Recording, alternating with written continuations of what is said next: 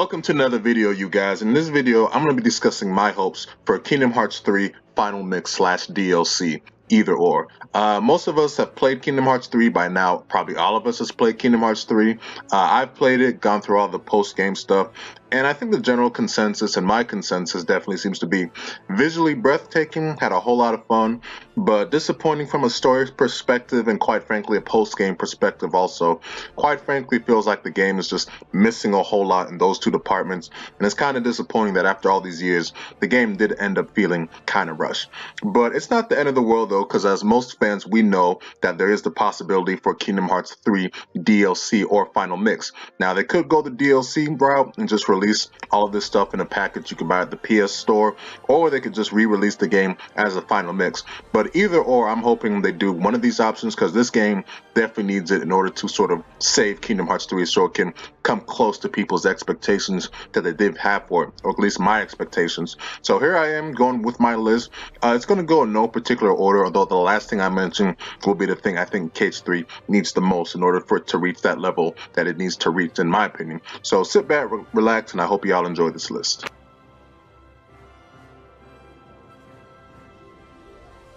The first addition I'm going to talk about is the addition of the critical mode difficulty. This is probably the most glaring absence in Kingdom Hearts 3, is that difficulty just completely gone.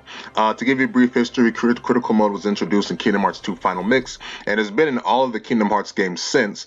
And here's the thing, initially I thought, okay, you have to complete the game on Proud Mode to then unlock critical mode, but after I finished Proud Mode, I went to go check, and nope, nothing. And I just don't understand that when critical mode is something that should be a staple in the series now for people that want an additional challenge, combined with the fact that Proud Mode really is just really not all that hard, to be honest, and I can only imagine how easy normal mode is. So with Proud Mode not being the challenge that it should be, critical mode is something that should definitely have been in the game already, and it's probably the thing that Final Mix should definitely be the top priority to add on. In addition, there should also be the option of New Game Plus option. That's something that's been in Dream Drop Distance in 0.2, where in Dream Drop Distance you could carry over your Dream Eaters, and then in 0.2 you could carry over all the outfits you unlock for Aqua. That should happen with KH3, mainly because of the Keyblade thing. The whole thing in the Kingdom Hearts trailers, they showed that you could use the Disney World Keyblades in that world, but in the game you actually unlock them after you finish the world, so the trailers sort of false advertise things. And with all the pain in the ass it is to do all the collectibles in the game, there should be an option to sort of carry over all the stuff you unlocked from the previous difficulty into your new save file, especially if there's a critical mode, because that would make things more fun and more well balanced, in my opinion. The next addition that should be added is more non-Disney Keyblades. Kingdom Hearts 3 was kind of lacking in the non-Disney Keyblades department. There are lots of opportunities to add more non-Disney Keyblades. Like, I think you should get one when you reunite with all the Guardians at Mysterious Tower. How about a new one when you complete the Fantastic 7, all those mini-games, Little Heartless? That should be when you get a new one. Just some more stuff so that you can have a pretty epic lineup of Keyblades when you get to the final stage, so that you're not just wielding this goofy-ass Big Hero 6 Keyblade. More non-Disney Keyblades would be greatly appreciated.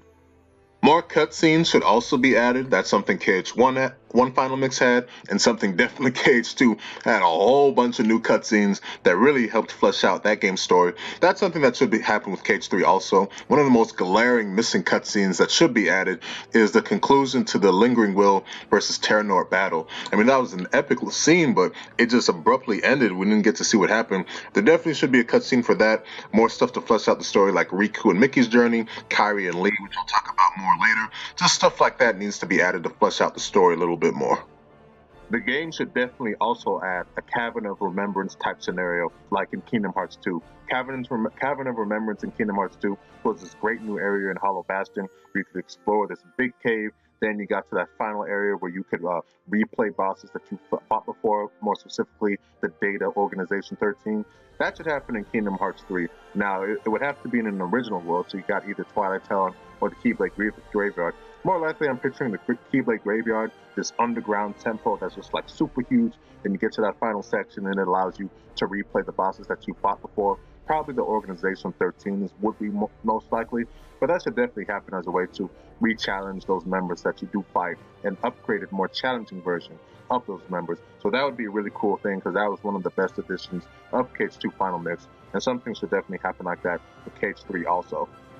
The next addition I'll talk about is to add more links/summons. Now, I greatly prefer the summoning system in KH1 and 2, but links are still fun enough to use, and stuff like using Simba or Ariel, those ones are actually really fun. So ideas I have for more links would be 1, Jack Skellington, add another returning character. I thought he would always be a summon in KH3, just because I highly doubt Sora will ever go to Halloween Town again. So Jack Skellington would be one I'd add. And for a new character, how about a Wally and Eve? You could do some kind of like flying laser attack with gravity being involved because of the whole space element. That'd be really cool. Or if they wanted to do another character, Pixar character, do Lightning McQueen, some kind of spinning car racing attack, that'd be cool also. But the more links, the better to add more characters. So those would be the two I would add on. This next addition I'm going to talk about is something that made me really mad while I was playing, and that addition is to expand Twilight Town. Twilight Town was just a huge disappointment in KH3 because despite all that detail, you're restricted to 2 areas, and that is the Tram Common and that whole Mansion Woods area. And you can't even go inside the mansion, so I'm not sure if I even want to count that. Yeah, really disappointing when you consider how big Twilight Town is, how explorable it was in KH2, and despite all that detail, the fact that it's so restricted, just really bad. And the fact that it's your hub world in KH3 and you can't really go anywhere in that world, really disappointing. Now, I have a way that they could possibly expand it, which I'll talk about in a later point, but just in general, Twilight Town should have been a whole lot bigger. Like, I remember the first time when I started, when they gave us gameplay, I tried to go up to the clock tower and it gave you that option of, do you want to exit the world? I was all like, oh no. So Twilight Town, yeah, enough rambling, should be a lot bigger. In addition to that, the Mysterious Tower should also be playable. One of the things I kept waiting for while I was playing KH3 is like, okay, where's that part where we actually get to play at Mysterious Tower, you know, some actual gameplay? And it just never came, and the reason why everyone was thinking about that was just like, because we saw years ago that Mysterious Tower was playable in that little trailer gameplay section where they showed Sora fighting Heartless outside of the tower, and that the area just looked so damn good, and that sky was all like, ooh, I can't wait to go here. And it just was not there, and I just don't get it, because it's not like it's a huge area to recreate. I think it would have been good just to have sort of another destination to add some variety. Maybe they could have that section in KH2 where you go up those other levels, those 3 staircases, to make it bigger than it was in Birth by Sleep and Dream Drop Distance. Just something to add more worlds. The more worlds, the better. And the fact that the assets were there and they just cut it for seemingly no reason, where all it was just a world to visit. That world should be there. Continuing on the gameplay side, the final KH3 Final Mix should definitely add a secret boss that will be sort of a major tease for things to come. That's something that's been in the previous Kingdom Hearts games, with Kingdom Hearts 1, Xemnas being the secret boss. Then in Kingdom Hearts 2, you get Lingering Will / Terra. And then in Birth by Sleep, you get the young Xehanort. And secret bosses are a good way to tease things to come, and also just a way to add like a major challenge, just because those bosses are the hardest bosses in their respective games. So another secret boss would definitely be appreciated, and definitely be cool to get fans speculating like, ooh, who's that? In addition to just being the challenge that the game would also need to be better. And the final addition that I will talk about, and this is the most important addition, the thing I think Kingdom Hearts 3 needs the most, is a second playable section in the middle with either Riku or Kairi. As I mentioned in my review, I think the story was probably the most disappointing thing about Kingdom Hearts 3, just because there just was not a whole lot of depth or substance there before you got to that final section in Keyblade Graveyard. You know, there's no scenario like that middle part of Hollow Bastion in Kingdom Hearts 2, the whole 1,000 Heartless battle and stuff like that, learning about true nature of Ansem. None of that was in Kingdom Hearts 3 prior to those that final battle section, and that's something Kingdom Hearts 3 desperately needs. Now, the thing is, you would say, okay, shouldn't you just have another mission with Sora? But I don't think it's a good idea to just write an entirely new section that was not in the original game. To me, that seems really sort of like lazy storytelling. But you can do it with Riku and Kairi, because we know they are on separate missions. So Riku would definitely be the easiest one to do, just because he is playable for a short section in Kingdom Hearts 3.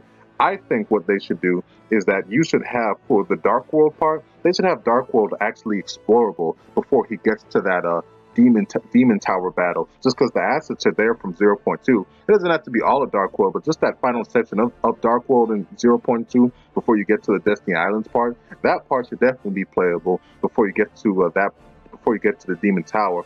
And also, maybe they could even add Radiant Garden, that small section where they go to Radiant Garden to investigate what's going on. That'd be appreciated also, although I don't know if the assets are there. They would probably have to make them all over again in the Kingdom Hearts 3 graphics. But that stuff would be cool also.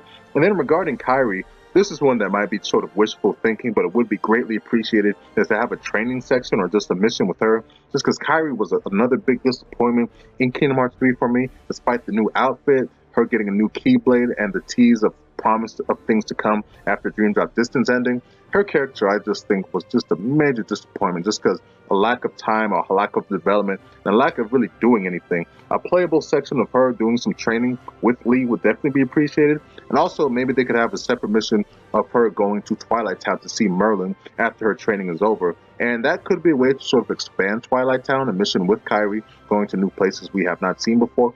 Just something in the middle to add some substance, some story substance, because the story substance in Kingdom Hearts 3 is not there. Now, the option that I would do is that, okay, the section will pop up, the option, do you want to go forward and do this mission with Riku and Kairi? It can be playable, but for people that want to do it to add more substance to the game, definitely would be very appreciated just to sort of improve the storytelling, more depth. It would be nice if you could have Sora do it, but like I said, I don't think it's good to add an entirely new section that was not present in the game. But you can do it with Riku and Kairi, because like I said, we do know they are on separate missions.